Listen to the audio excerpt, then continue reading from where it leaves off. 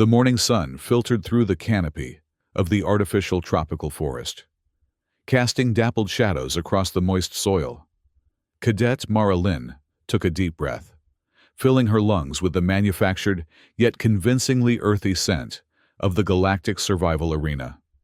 Today marked the first morning of the semester, and already the Academy was throwing its cadets into the infamous Predator Avoidance game, a 6-hour survival exercise designed to test adaptation skills under pressure. Mara stood at the edge of the forest, watching as her fellow cadets, a diverse collection of beings from across the galaxy, received their equipment.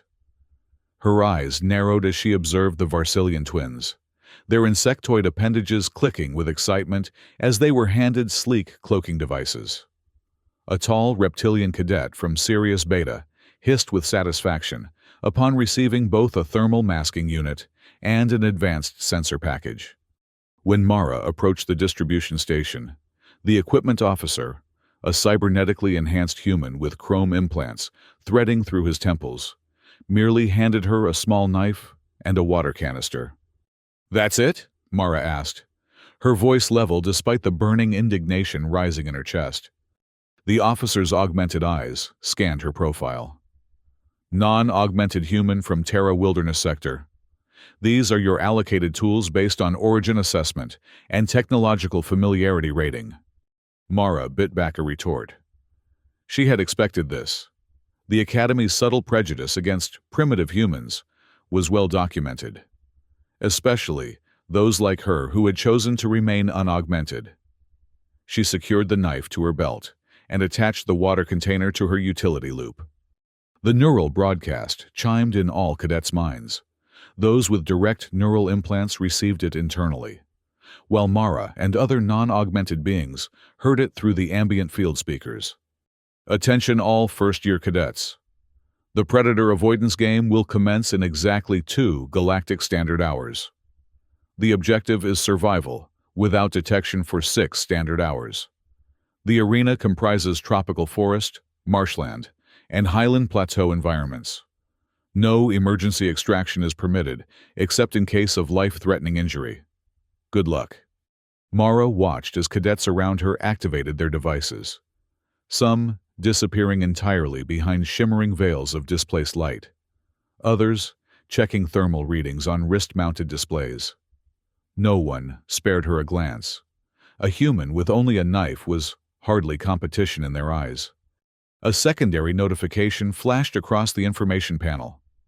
"Beacon zones are located at coordinates uploaded to your neural interfaces." Mara approached the panel to manually check the coordinates, committing them to memory, while other cadets simply blinked to download the information. She had 2 hours to prepare, and unlike her technologically equipped peers, she would need every minute. Mara spent her preparation time scouting the perimeter of the forest, identifying the transitions between biomes. The artificial environment was impressively realistic. The engineering team had created genuine microbiomes, complete with indigenous insects, varying soil composition, and appropriate flora. She collected several handfuls of dark soil from different locations, testing its consistency between her fingers. By the time the countdown approached 0, Mara had assembled a small collection of resources: several vines from the forest edge, a handful of aromatic leaves she recognized as similar to mint from Earth, and several clumps of clay-rich mud. The final announcement echoed through the arena. "Predator constructs will activate in 30 seconds. Good hunting, cadets." Mara didn't waste time. While others rushed into the forest seeking concealment, she deliberately moved toward a small stream she had spotted earlier. Kneeling by the water, she mixed the mud she had collected with the stream water, creating a thick paste. With methodical precision, she began applying it to her exposed skin, first her face, then her arms, and finally her legs where her uniform didn't cover. The mud would serve dual purposes, disrupting her thermal signature and masking her human scent. It wasn't as effective as the high-tech thermal masking units the others carried, but it was a technique that had served human hunters for millennia before technology existed. As she worked, Mara observed several alien cadets moving through the underbrush. Their cloaking devices rendered them nearly invisible to the naked eye. But Mara noted the subtle distortions in the air, like heat waves rising from hot pavement, that betrayed their positions. More importantly, she watched how they moved, upright, rapid, anxious. They moved like predators themselves, not prey. That was their mistake. Mara finished applying the mud and moved deeper into the forest. Instead of walking upright, she dropped to a crouch, making herself a smaller target. She moved slowly, deliberately, pausing often to listen to the forest. The artificial ecosystem included simulated insects and small creatures whose behavior could signal the approach of larger predators, exactly as they would in a natural environment. When she heard the chirping birds suddenly go silent to her left, Mara froze, pressing herself against the trunk of a massive tree. Moments later, a hunting construct, the predator of this exercise, stalked past. It resembled a large feline, but with exaggerated proportions and exposed circuitry at its joints. Its eyes scanned methodically, clearly equipped with thermal and motion detection technology. The predator paused near her position, its sensors sweeping the area. Mara remained motionless, her mud coating disrupting her thermal signature, just enough to blend with the ambient temperature of the forest floor. The construct's head swiveled, focusing on something in the distance, likely one of the cloaked cadets moving too quickly through the underbrush. As the predator moved away, Mara released a silent breath. First contact survived. She had 5 hours and 45 minutes remaining. Moving deeper into the forest, Mara began to develop a mental map of the terrain.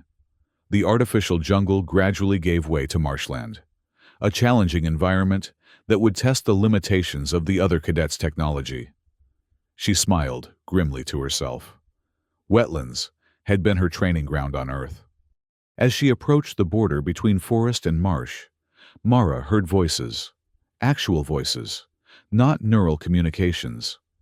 2 insectoid cadets had emerged from cloaking to argue over a prime hiding spot, a hollow between massive tree roots that offered natural concealment.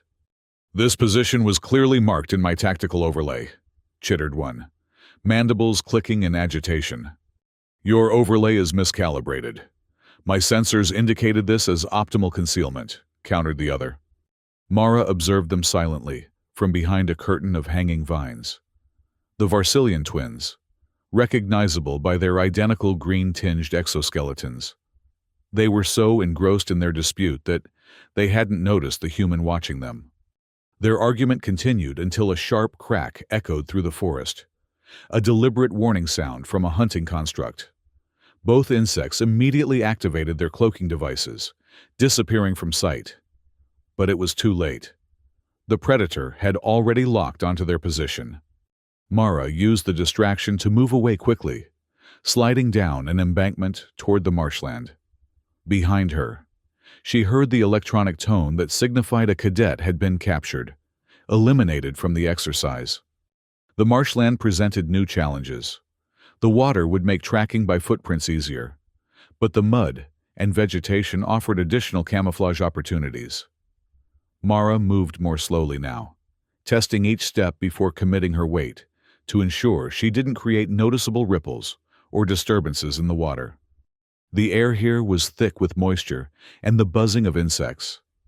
Several of the non-Earth varieties were attracted to her, landing on her mud-covered skin. She resisted the urge to swat them away, knowing that sudden movements would be more dangerous than their irritating presence. As she progressed deeper into the marsh, Mara spotted a ripple of distorted light ahead, another cloaked cadet. This one moved with more caution than the insects, but still relied too heavily on technology. The reptilian cadet from equipment distribution, judging by the height and movement pattern. Mara sank lower into the murky water, until only her eyes and nose remained above the surface. From this vantage point, she watched as the reptilian encountered a problem. The moisture of the marsh was interfering with the cloaking device. Patches of scaled skin flickered into visibility as water droplets collected on the energy field. The reptilian hissed in frustration, adjusting controls on a wrist panel.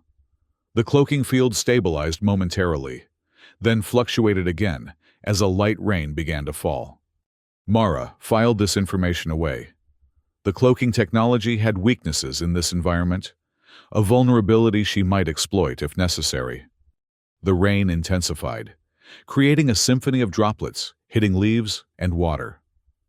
Mara used the ambient noise as cover to move more quickly through the marsh, heading toward the highlands that would form the third environment of the arena.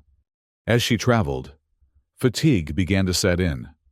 The constant vigilance, the uncomfortable crouch, the insects biting through the mud, all wore on her physically and mentally. Doubt crept into her mind. What if the Academy was right? What if unaugmented humans truly were obsolete in this galaxy of advanced beings and technology? Mara pushed these thoughts aside. Her grandparents had survived the Great Collapse on Earth by relying on ancestral knowledge when technology failed. They had taught her that adaptation came from within, not from external tools. She would trust their lessons now. Reaching the edge of the marshland, Mara paused to refresh her mud covering, which had begun to wash away in the rain. As she worked, she considered her next moves. The highland plateau would offer better visibility, but less cover.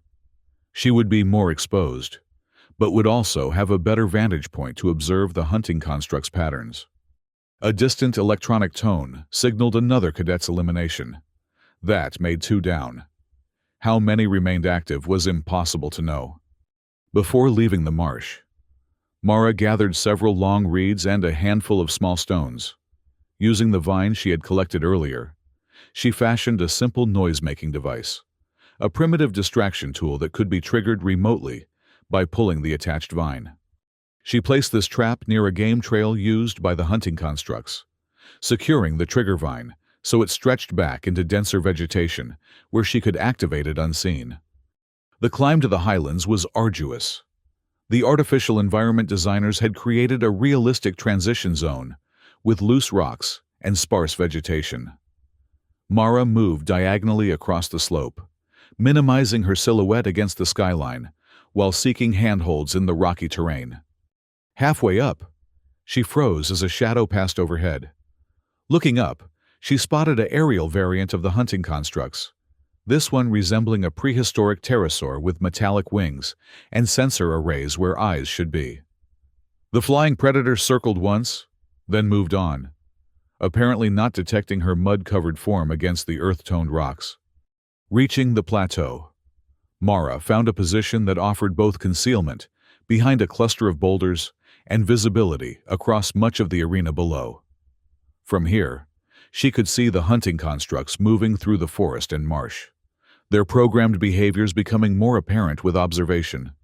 They moved in patterns, she realized, not random searches, but methodical quadrant clearing operations that mimicked actual predator pack hunting strategies. More importantly, they were learning, adapting their search patterns based on where they had already found cadets. This was valuable intelligence. The AI driving the constructs was sophisticated, but still predictable if you understood its learning parameters.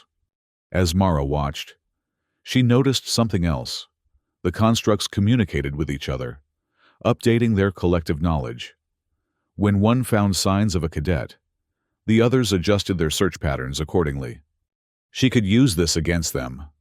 The afternoon wore on. 3 more electronic tones had sounded, signaling additional eliminations. Through her patient observation, Mara had confirmed that the hunting constructs were particularly sensitive to patterns of movement that matched their target profiles. They had been programmed to look for cadets trying to hide, which meant they looked for behaviors associated with concealment. Mara formulated a plan.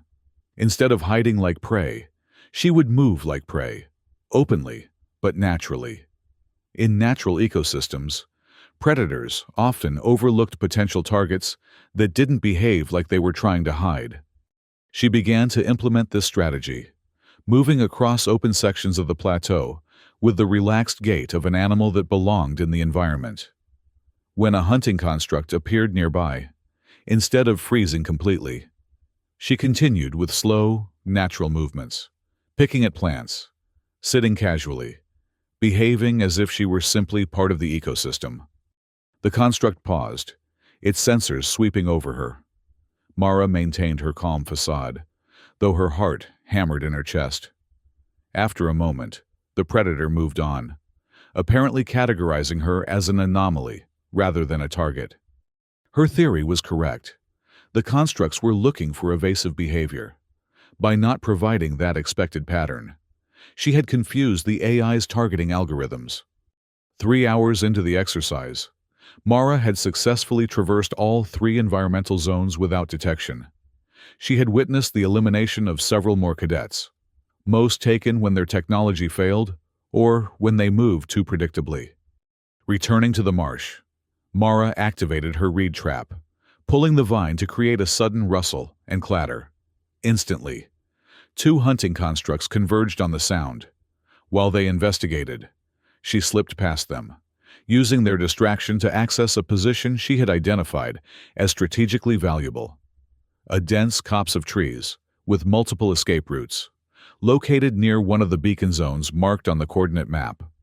As dusk approached, the arena's environmental controls adjusted, creating a realistic twilight.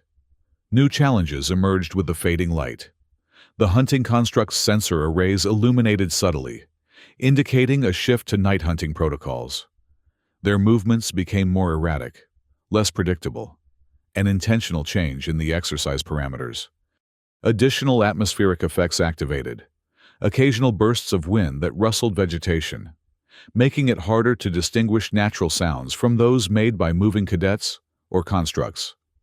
More insidiously, bioluminescent spores released into the air created momentary visual illusions, flashes of movement where none existed, ghost-like shapes at the periphery of vision. These effects were clearly designed to induce stress and poor decision-making in the cadets. Mara recognized the psychological tactics and centered herself through controlled breathing. The academy was testing not just survival skills, but mental resilience. In the growing darkness, Mara spotted another cadet, not cloaked, but moving with a stealth that impressed her. This one was humanoid, but clearly alien, with pale blue skin that almost glowed in the twilight. The cadet was following her, mimicking her movement patterns and mud camouflage technique.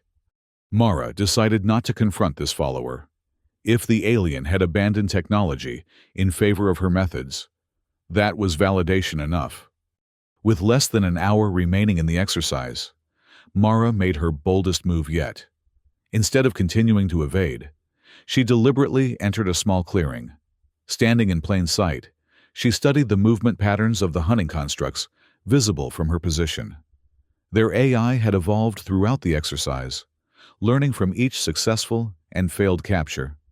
What they hadn't encountered was deliberate deception, a target that wanted to be seen. Mara began to move through the clearing with exaggerated caution, mimicking the behavior patterns the constructs had been programmed to identify as cadet in hiding. As expected, 2 hunting constructs immediately locked onto her position, approaching from different angles to cut off escape routes. Just as they closed in, Mara abruptly changed her behavior, standing tall and moving with the confident stride of a maintenance worker or observer. She walked directly toward one construct, then past it, as if she belonged in the arena, but was not part of the exercise. The construct hesitated, its programming encountering a logical conflict. The target was behaving like a non-target. While it processed this anomaly, Mara created a false trail, disturbing vegetation in a direction she didn't intend to travel, leaving deliberate footprints in soft soil, even breaking small branches to indicate hasty passage. Then she doubled back, moving silently and carefully to approach the beacon zone from the opposite direction. The constructs took the bait, following the false trail and alerting others to the apparent location of a target. With the predators concentrated on her deception, Mara reached the beacon zone, a small circular platform elevated slightly above the forest floor. She remained there, motionless but unconcealed, as the final minutes of the exercise ticked away. In the distance, another electronic tone signaled the elimination of one more cadet. When the final signal sounded, ending the exercise, Mara stood alone at the beacon zone, as the lights of the arena brightened to full illumination, revealing the manufactured nature of the environment. Other surviving cadets emerged from hiding, only 3 besides herself. One was the blue-skinned alien who had followed her, looking exhausted but triumphant. The others were a silicon-based crystalline being who had apparently concealed itself as a rock formation, and surprisingly, one of the Varsilian twins, whose cloaking device had survived the ordeal. The Academy instructors entered the arena, led by a tall, stern-looking Arcturian whose ceremonial uniform indicated a position of authority. "Impressive performance, cadets," the Arcturian announced. "Particularly you, Human Cadet Lin. Our analytics show you were detected by hunting constructs 17 times, yet classified as a non-target 16 of those instances. You effectively reprogrammed their targeting algorithms through behavioral manipulation alone." Mara straightened to attention but remained silent. The blue-skinned alien spoke up. "She used no technology at all. I watched her techniques and abandoned my cloaking device to follow her example." The Arcturian nodded. "Indeed. A valuable lesson for all. Technology is a tool, not a solution. Adaptability and intelligence remain the supreme advantages, regardless of origin or species." The surviving Varsilian clicked its mandibles in reluctant acknowledgement. "The humans' methods were unorthodox but effective. My twin relied too heavily on cloaking and was eliminated early." As they exited the arena, the instructors continued their analysis. Cadet Lin demonstrated superior tactical awareness, environmental adaptation, and psychological warfare techniques. Her performance suggests potential for command track consideration. Mara felt a surge of pride at these words. The Academy had expected her to fail, the primitive human with her primitive methods. Instead, she had turned perceived disadvantage into strength. The blue-skinned alien fell into step beside her as they walked toward the decontamination chambers. "I am Lorak, from Deneb 4. I have never seen anyone manipulate Predator AI that way. You must teach me your methods." "It's not about technology," Mara replied.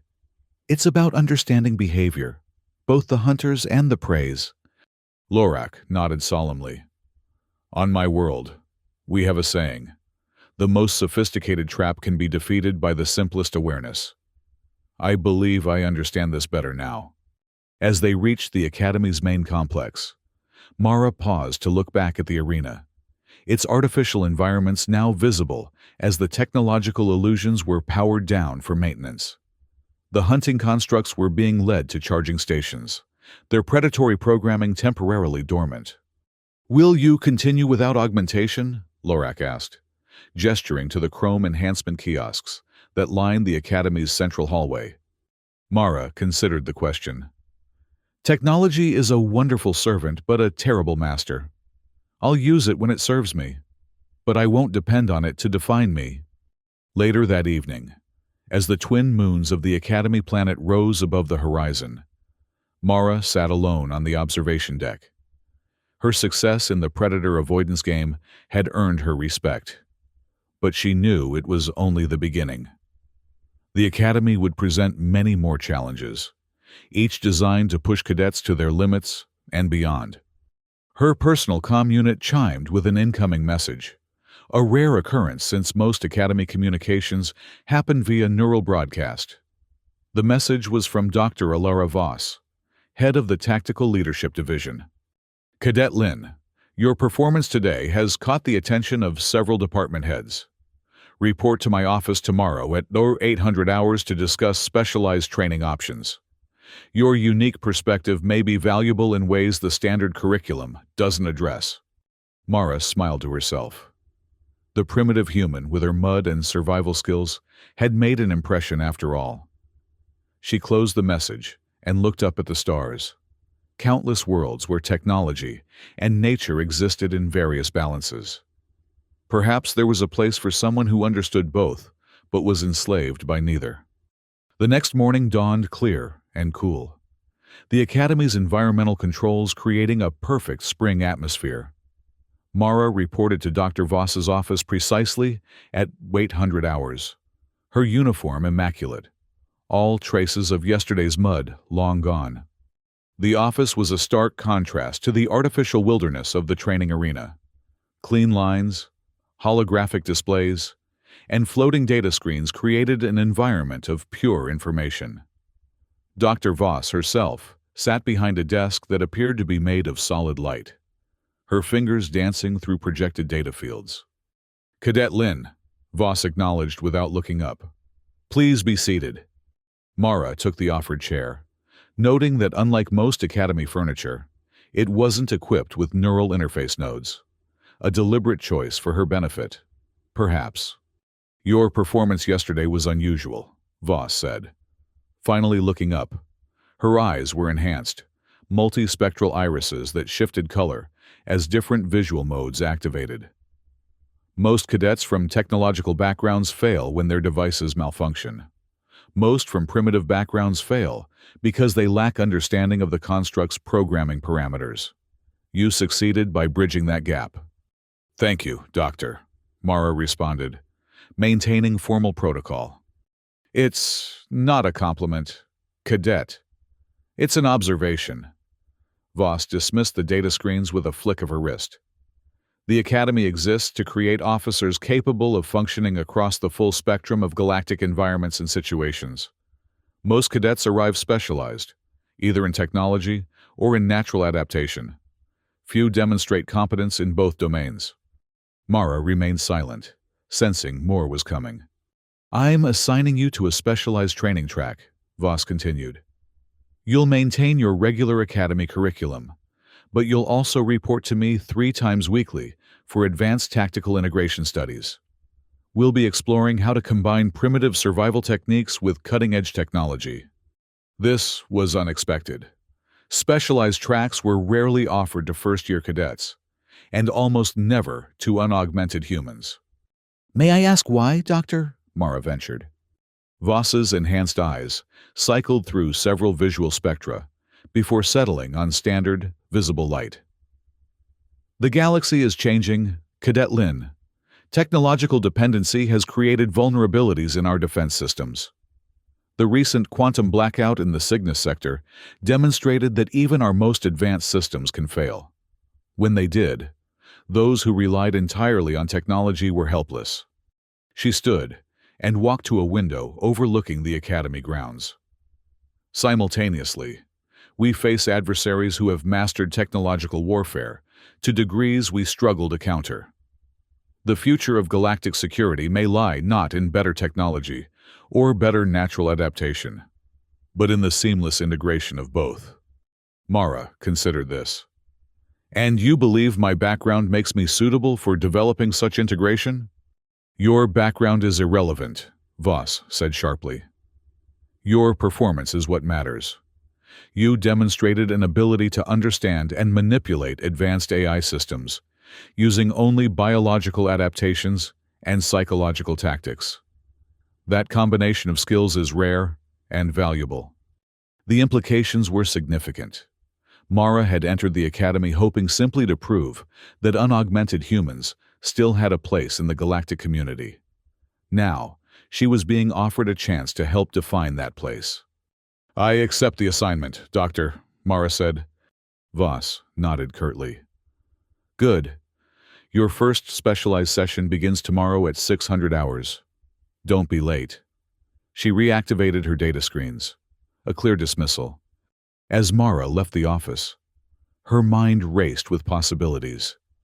The Predator avoidance game had been intended as a simple survival exercise, but it had become something more, a demonstration that sometimes the oldest skills could overcome the newest technologies. In the Academy's central atrium, Cadets from dozens of species moved about their daily routines. Many wore visible augmentations, neural interfaces, enhanced limbs, sensory amplifiers. Mara had once felt out of place among them.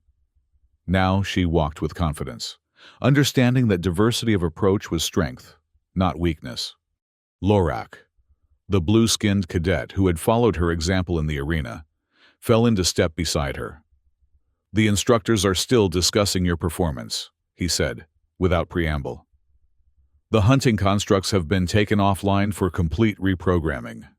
Apparently, they continue to ignore certain movement patterns even after reset." Mara couldn't help smiling. "They learned to see what they expected to see. That's a vulnerability in any system, organic or artificial." "Several of us are forming a study group," Lorak continued. "Cadets interested in hybrid approaches to tactical problems. Would you consider joining us?" The invitation represented a shift. Yesterday, most cadets had dismissed her as a technological primitive. Today, they wanted to learn from her methods. "I'd be happy to," Mara said. "On one condition, we include cadets from all backgrounds, not just those interested in my approach." Lorak tilted his head. A gesture Mara had learned indicated curiosity in his species. "Why include those who disagree with your methods?" "Because echo chambers produce weak strategies," Mara replied. "The strongest solutions come from challenging assumptions, all assumptions, including mine." The alien considered this, then nodded. "Wisdom. We meet tonight after final meal. Central Library, Section 42.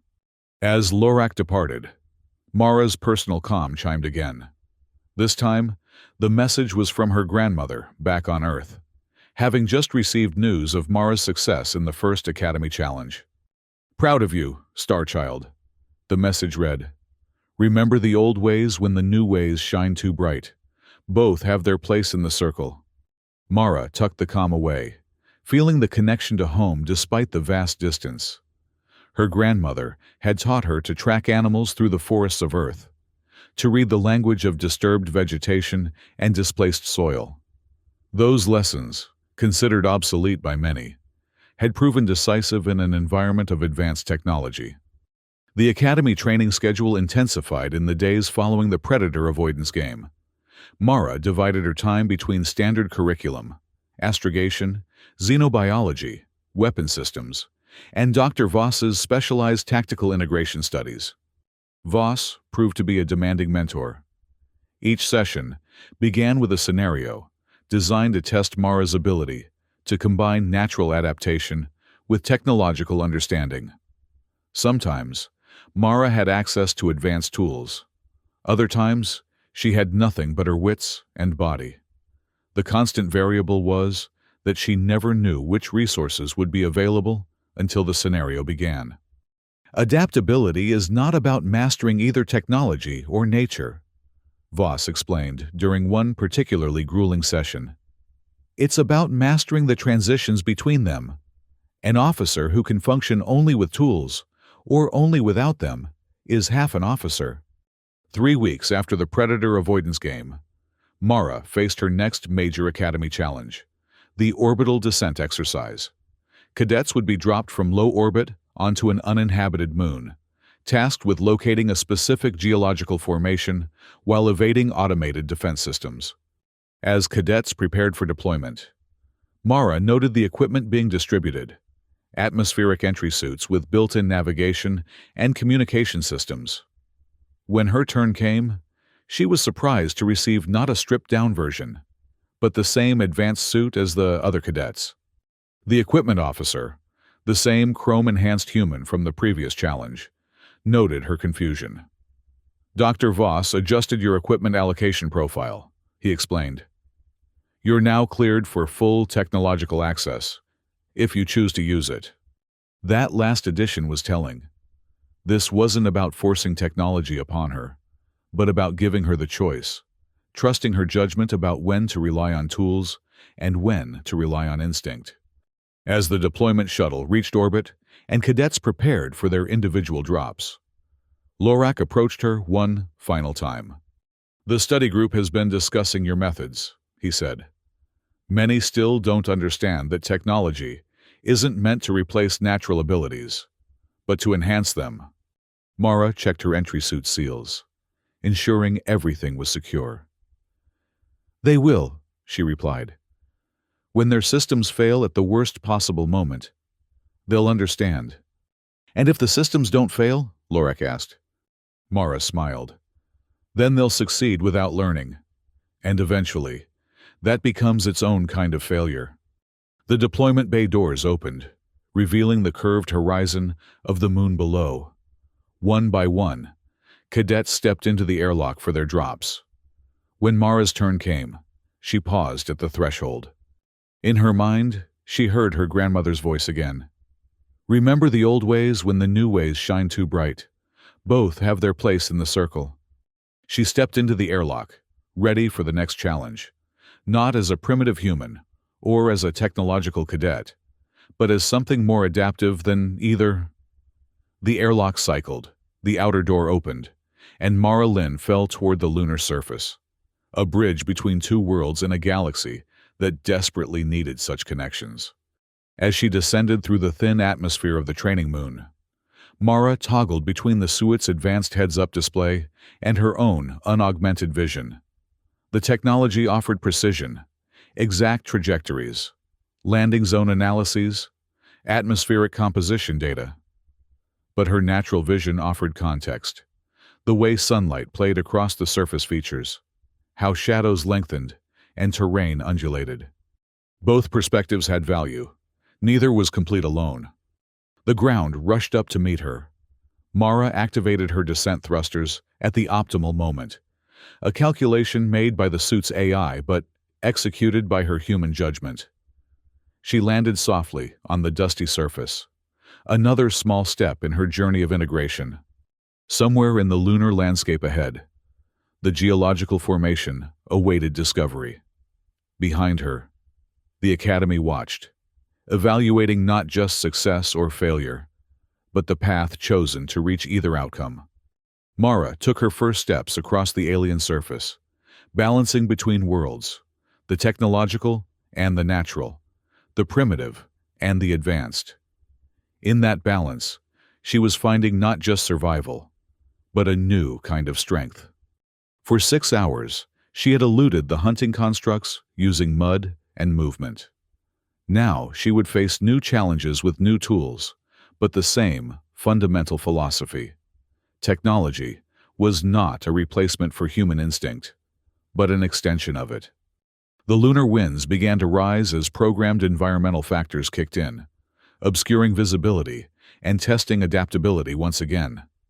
Mara adjusted her approach accordingly, just as she had in the forest and marsh. This was just the beginning of her journey at the Academy. But already she was forging a path that others might follow, a third way between total technological dependence and primitive limitation. The galaxy needed such paths now more than ever. With determination in her steps and clarity in her purpose, Cadet Mara Lynn continued across the lunar landscape, ready for whatever challenges awaited, technological, natural, or the complex territory where the two converged.